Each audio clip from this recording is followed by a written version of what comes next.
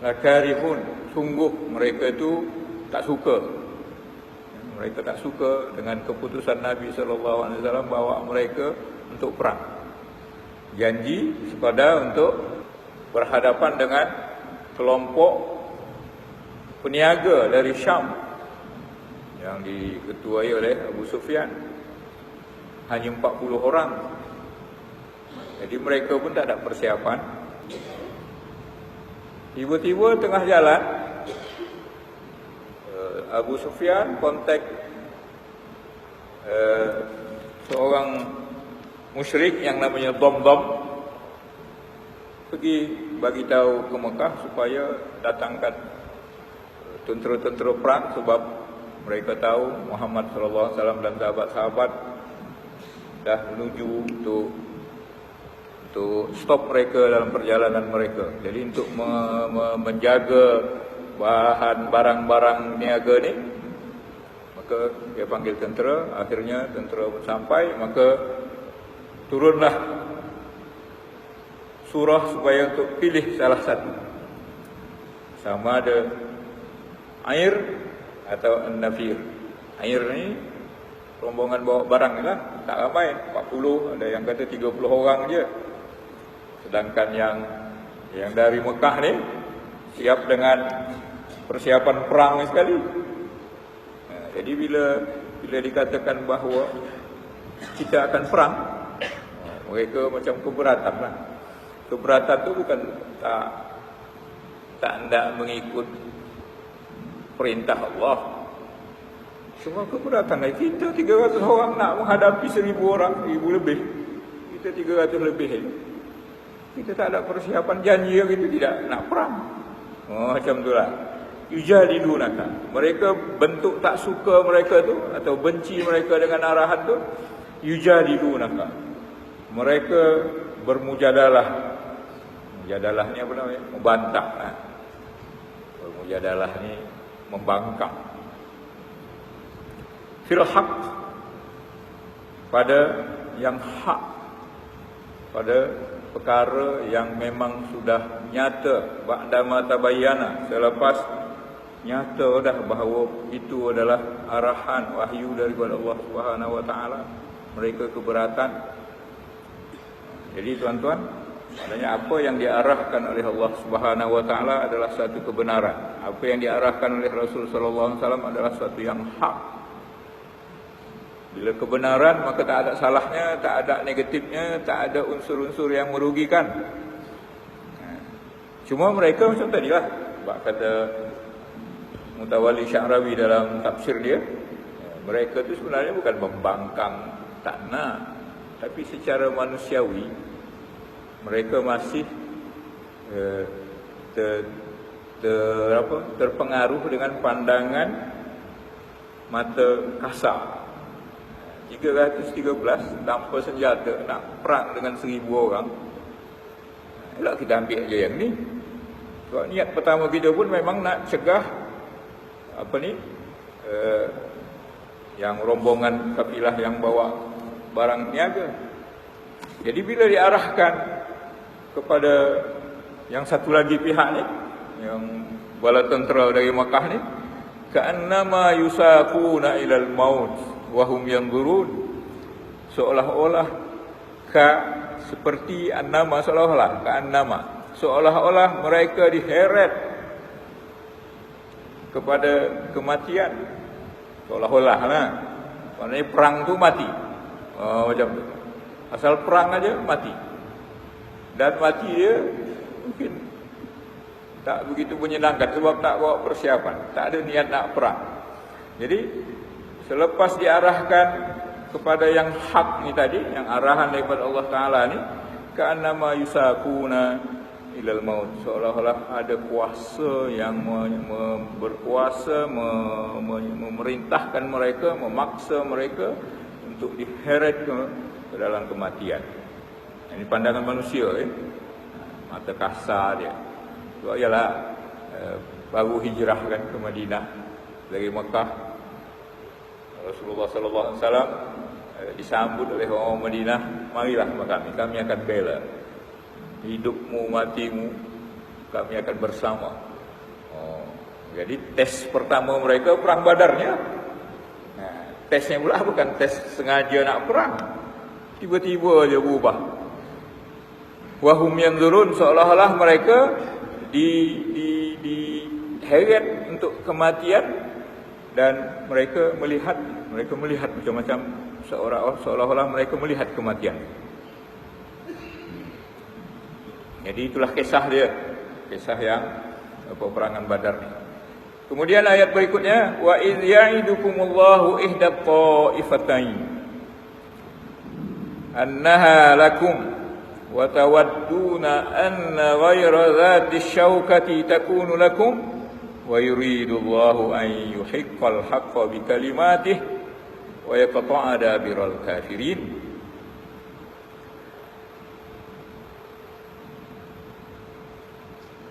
Dan ingatlah, wa iz, dalam Al-Quran bila ada kata-kata iz, ketika mana, maknanya ada sebelum iz itu ada wazkur. Ingatlah masa kejadian itu dulu, ya'idukumullah ihda ta'ifatain, Allah menjanjikan kepada kamu salah satu dua kelompok ni. Yang tadilah, satu kepilah barang, yang satu nafir, yang satu air, yang satu nafir. Nafir ni pejuang lah, tentera-tentera daripada Makkah. Annaha lakum, yang kedua-dua apa ni, peperangan ini, kedua-dua kelompok ni mesti kamu hadapi, lakum, untuk kamu. Cuma masa tu wa tawadduna anna ghayra dhati syaukah takunu lakum, dan kamu berkeinginan bahawa ghayra dhati syaukah, yang tak punya kekuatan tu, syaukah ni duri, maknanya yang punya kekuatan senjata untuk mencederakan orang. Jadi disebutlah dia syaukah, dhati syaukah, yang tidak punya kekuatan, tak punya alat senjata, iaitu kafilah yang bawa barang. Takunu lakum, kamu suka supaya itu untuk kamu, supaya itu yang diarahkan kepada kamu. Wa yuridullah ayyuhiqqal haqqa bikalimatihi, tapi Allah Subhanahu wa taala nak supaya kamu memastikan kebenaran itu dengan kalimah. Jadi Allah nak supaya kamu hadapi peperangan. Biar macam mana pun kamu 313 orang, sebab Allah nak kamu tu menghapuskan kebatilan, menegakkan yuhiqqa, maknanya apa? Memastikan yang hak tu memang nampak, memang nyata. Jadi maknanya Allah Subhanahu wa taala bila mengarahkan, tak kisah kita sikit ke, kita ada senjata ke, bila Allah Ta'ala arahkan, maknanya Allah akan tolonglah. So, itu perintah, prinsip. Bila Allah nak sesuatu, maka di belakang kehendak Allah Ta'ala tu, di belakang arahan Allah Ta'ala tu adalah kebenaran, adalah kemenangan.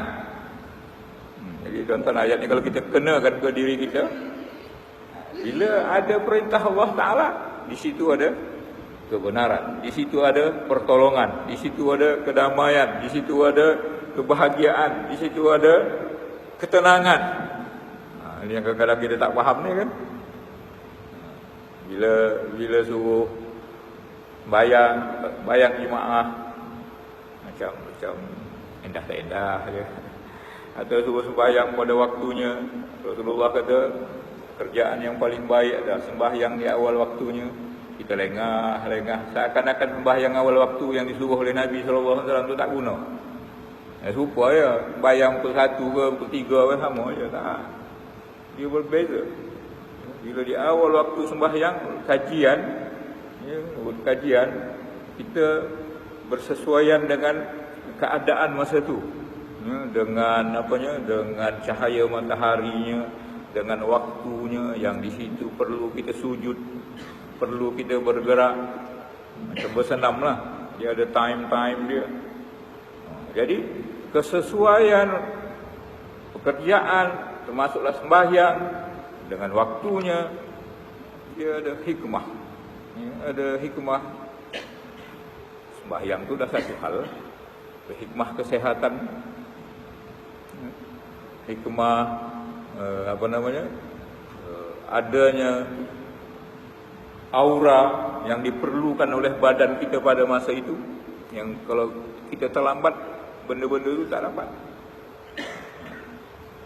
Jadi begitulah, maknanya kita yakin betul-betul bahawa apa saja yang Allah perintahkan, apa saja yang Allah suruh buat, di sana ada kebaikan, di sana ada ketenangan, di sana ada kesenangan, di sana ada kesehatan, di sana ada segala yang kita perlukan.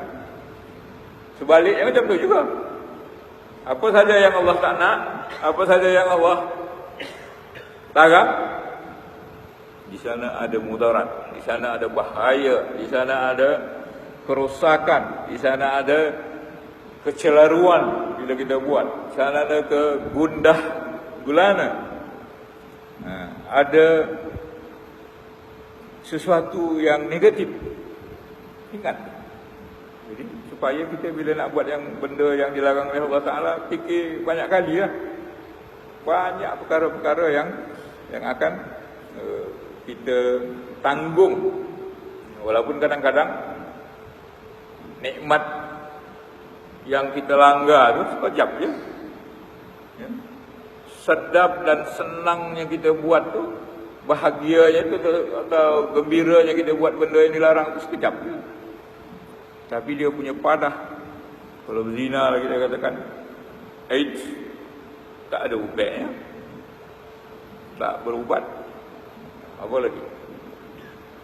Dan macam-macam yang lain, seperti kalau kita minum arak, bila kita minum minuman keras, sedapnya sedap, itu pun tak sedap sebenarnya.